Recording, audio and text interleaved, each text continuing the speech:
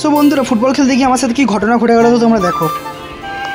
বন্ধুরা, আবার চলে এসেছি নতুন একটা ইন্টারেস্টিং মিনি ব্লগ নিয়ে। তো আমার সাথে খুব একটা ঘটনা ঘটে গেছে ফুটবল খেলতে গিয়ে।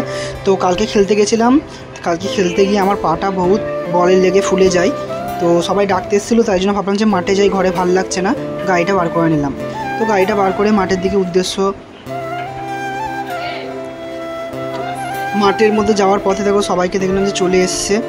তো এখন গাড়িটা রাখবো, গাড়িটা আমি রেখে দিলাম সাইডে মাঠের পাশে। তো এখন যাচ্ছি মাঠের দিকে।